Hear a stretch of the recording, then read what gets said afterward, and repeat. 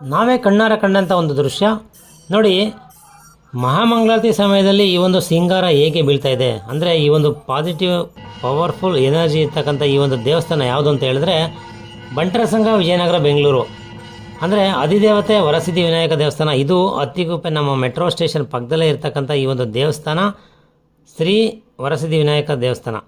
ಇಲ್ಲಿ ನೋಡಿ, ಈ ಒಂದು ಕರಾವಳಿ ಭಾಗದಲ್ಲಿ ನಡೀತಕ್ಕಂಥ ಸೌತಡ್ಕದಲ್ಲಿ ನಾವು ಈ ಒಂದು ರಂಗಪೂಜೆನ ಕಾಣ್ಬೋದು. ಅದೇ ರೀತಿಯ ರಂಗಪೂಜೆಯ ಶೈಲಿ ಇಲ್ಲಿ ಪ್ರತಿ ತಿಂಗಳು ನೀವು ಬಂದರೆ ಸಂಕಷ್ಟಹರ ಚತುರ್ಥಿ ದಿವಸ ಬಂದರೆ ಈ ಒಂದು ಕಾರ್ಯಕ್ರಮದಲ್ಲಿ ಇದೆಲ್ಲವನ್ನು ಕೂಡ ನೀವು ನೋಡ್ಬೋದು. ಹಾಗೆಯೇ ನೀವು ಕೂಡ ಆ ಒಂದು ಪ್ರಸಾದವನ್ನು ತಗೋಬೋದು.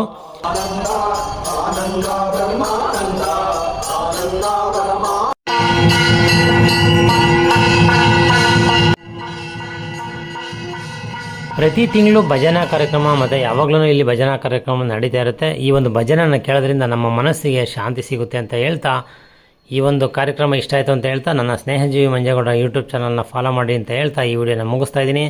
ಎಲ್ಲರಿಗೂ ಕೂಡ ಧನ್ಯವಾದಗಳು. ಶುಭ ದಿನ. ನಾವೇ ಕಣ್ಣಾರ ಕಂಡಂಥ ಒಂದು ದೃಶ್ಯ ನೋಡಿ. ಮಹಾಮಂಗಳಾರತಿ ಸಮಯದಲ್ಲಿ ಈ ಒಂದು ಸಿಂಗಾರ ಹೇಗೆ ಬೀಳ್ತಾ ಇದೆ ಅಂದರೆ ಈ ಒಂದು ಪಾಸಿಟಿವ್ ಪವರ್ಫುಲ್ ಎನರ್ಜಿ ಇರ್ತಕ್ಕಂಥ ಈ ಒಂದು ದೇವಸ್ಥಾನ ಯಾವುದು ಅಂತ ಹೇಳಿದ್ರೆ ಬಂಟರ ಸಂಘ, ವಿಜಯನಗರ, ಬೆಂಗಳೂರು. ಅಂದರೆ ಅಧಿದೇವತೆ ವರಸಿದ್ಧಿ ವಿನಾಯಕ ದೇವಸ್ಥಾನ. ಇದು ಅತ್ತಿಗುಪ್ಪೆ ನಮ್ಮ ಮೆಟ್ರೋ ಸ್ಟೇಷನ್ ಪಕ್ಕದಲ್ಲೇ ಇರ್ತಕ್ಕಂಥ ಈ ಒಂದು ದೇವಸ್ಥಾನ ಶ್ರೀ ವರಸಿದ್ಧಿ ವಿನಾಯಕ ದೇವಸ್ಥಾನ. ಇಲ್ಲಿ ನೋಡಿ, ಈ ಒಂದು ಕರಾವಳಿ ಭಾಗದಲ್ಲಿ ನಡೀತಕ್ಕಂಥ ಸೌತಡ್ಕದಲ್ಲಿ ನಾವು ಈ ಒಂದು ರಂಗಪೂಜೆನ ಕಾಣ್ಬೋದು. ಅದೇ ರೀತಿಯ ರಂಗಪೂಜೆಯ ಶೈಲಿ ಇಲ್ಲಿ ಪ್ರತಿ ತಿಂಗಳು ನೀವು ಬಂದರೆ ಸಂಕಷ್ಟಹರ ಚತುರ್ಥಿ ದಿವಸ ಬಂದರೆ ಈ ಒಂದು ಕಾರ್ಯಕ್ರಮದಲ್ಲಿ ಇದೆಲ್ಲವನ್ನು ಕೂಡ ನೀವು ನೋಡ್ಬೋದು. ಹಾಗೆಯೇ ನೀವು ಕೂಡ ಆ ಒಂದು ಪ್ರಸಾದವನ್ನು ತಗೋಬೋದು.